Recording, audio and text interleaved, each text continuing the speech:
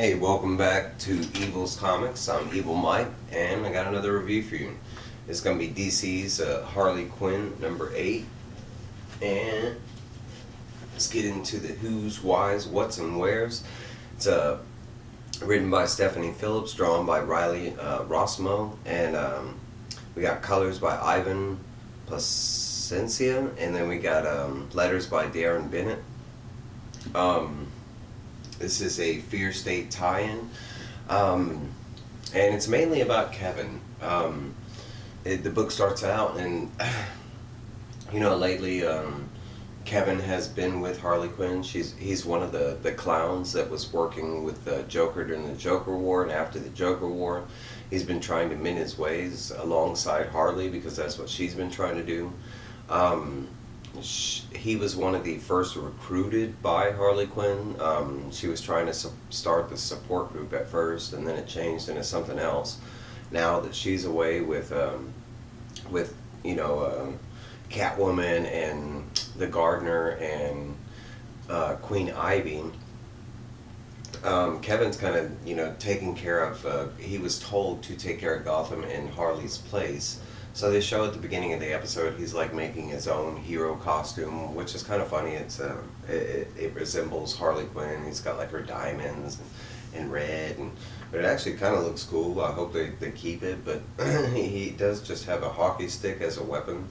But he does go outside trying to protect Gotham during Fear State, and as he goes outside, he does hear like around like in an alley, he hears somebody needing help, and it ends up being the magistrate that needs help because he goes there and he runs into a girl who's being cornered by the magistrate. But as soon as Kevin shows up to help her, and she's already taken care of the magistrate, it quickly finds out that her name is Sam. After knocking out and getting rid of all the magistrate, they end up taking off, and they end up talking a little bit, and at that point it gets over, and it's about Harley and the piece of ivy that they found in Ivy Town, that they think it's the key to restoring Queen Ivy and all her memories, and basically putting her back together kind of thing. So they are on their way back to Queen Ivy from Alleytown, and it's basically Harley really struggling to not fall in love with this like pseudo version of Queen Ivy, because this Queen Ivy is not the real Queen Ivy, right? But to Harley it smells like her, it talks like her, that kind of thing. They're making it back to the hollow underneath, and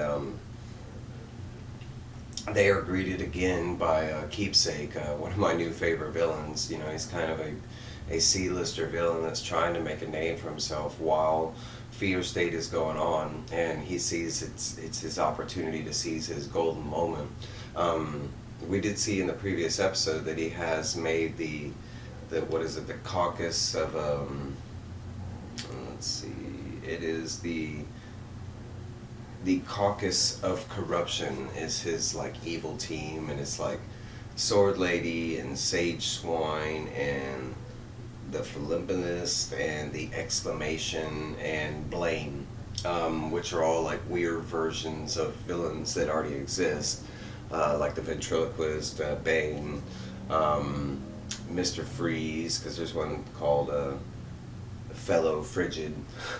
But they basically start this because he has the mind control, he's using like Mad Hatter tech to control these people to fight for him, and basically they start trying to fight, Ivy and Harley and her crew, and they quickly are taken out. Harley ends up having to fight the biggest one, the one that's like a Bane knockoff called Blame. And as soon as Harley starts fighting this person, the token Ivy kind of steps up and takes out Blaine and stuff, and they do find out it's somebody that Harley knows. They jump back over to Kevin, and he's still with Sam trying to figure out where Harley is and stuff like that, and that she's already realized that like something else pivotal about the plan, because she's been kind of doing her little detective work on the side or something like that. So she's leading Kevin to possibly like a place where that could help Ivy and Harley and everything. They go back to Hugo Strange, which is kind of he's been involved with this as well. Kind of the start of Fear State, really, but we haven't really seen what Hugo Strange was going to do since this all started, because now we're like 50% done of Fear State, and right now they just show you that he's all on board with all the chaos, and they even show you that it's called SAFE, headquarters safe, but he even blows that up with most of his workers inside. It was like the place he was taking the clowns to in the beginning of the storyline, and even his like trusted number one guy, he leaves them there to burn, and the guy's like, what the heck? And they do show him leave, and he's in his own kind of weird bat suit, because he's running around posing as Batman to make him look guilty and this and that. But at the very end of the episode, Sam and Kevin are right near the building that Hugo Strange, blows up or anything, and they hear people inside screaming. It's specifically that number one guy. I think his name is like Wilford or something like that. But Kevin does, Sam and Kevin, they hear this, and Sam's like, all right, we got to get back to the next, plan of stuff. And Kevin's like, no, I can't do that. I was instructed to save Gotham and stuff. And so the last we see is Kevin running to the,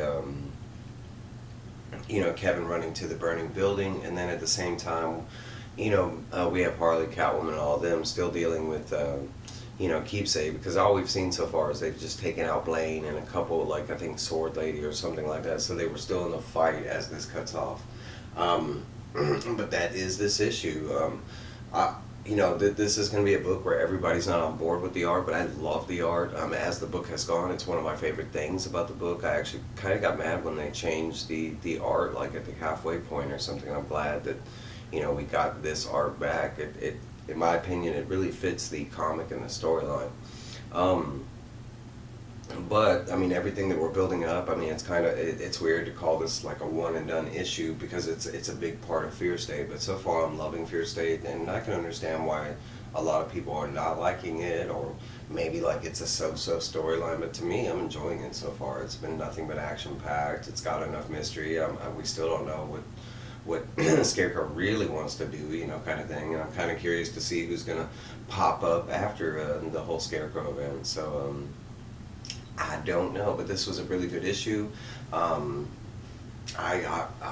suggest reading all of this. Me and Batman has been good right now. So that's all I'm gonna say there. But y'all have a great day. It's Friday. It is extremely cold here, so I'm pretty sure everywhere else in the world it's cold. So enjoy the free electricity. Bye, guys.